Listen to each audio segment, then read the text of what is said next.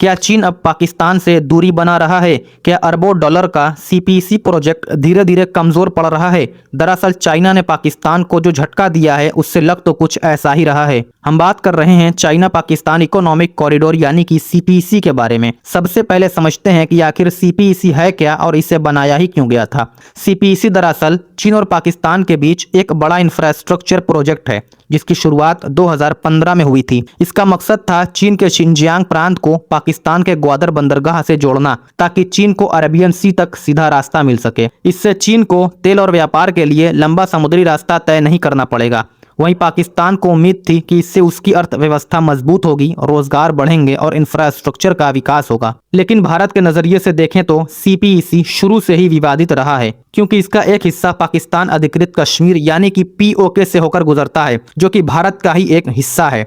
इसलिए भारत ने हमेशा इस प्रोजेक्ट का विरोध किया है और इसे अपनी संप्रभुता के खिलाफ बताया है। ग्वादर बंदरगाह जिसे सीपीईसी का दिल कहा जाता है, वहीं पर एक चीनी कंपनी ने अपना प्लांट ही बंद कर दिया। कंपनी का कहना था कि उसे महीनों तक एक्सपोर्ट की अनुमति ही नहीं मिली, जबकि वह सभी जरूरी अंतर्राष्ट्रीय मानकों को पूरा कर रही थी। लगातार बढ़ते खर्च, सैलरी और बिजली के बिलों के दबाव में कंपनी को भारी नुकसान झेलना पड़ा और आखिरकार उसे अपनी कंपनी ही बंद करनी पड़ी। सबसे अहम बात यह है कि कंपनी ने खुलकर पाकिस्तान के सिस्टम पर सवाल उठाए। उन्होंने कहा कि यहाँ सरकारी बाधाएं और सिस्टम की कमियां बिजनेस को चलने नहीं देती। अगर हम इस पूरे मामले को गहराई से देखें तो सिर्फ ये एक कंपनी की कहानी नहीं है, बल्कि सीपीईसी की जमीनी हकीकत को दिखाता है। इसकी बड़ी चिंता है सुरक्षा। खासकर बलूचिस्तान और ग्वादर में चीनी नागरिकों पर कई बार हमले हो चुके हैं, जिससे चीन खुद भी चिंतित है। इसकी एक और समस्या है पाकिस्तान की आर्थिक हालत, जो कि पहले से ही कर्ज और ऊर्जा संकट से जूझ रहा है। ऐसे में इतने बड़े प्रोजेक्ट को संभालना आसान नहीं है। इसके अलावा स्थानीय लोगों में भी असंतोष है। ग्वादर के कई लोग मानते हैं कि उन्हें इस प्रोजेक्ट से कोई भी फायदा नहीं मिला है, जिससे विरोध की भावना और बढ़ गई है।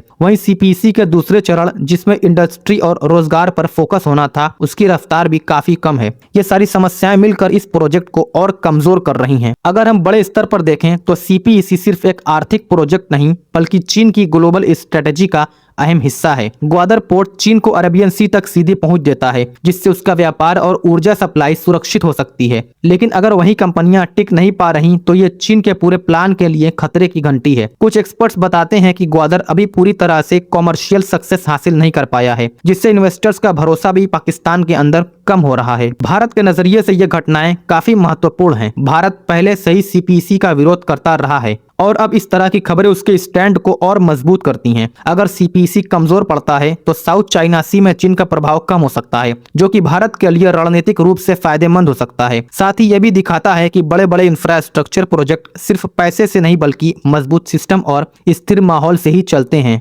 Thanks for watching this video.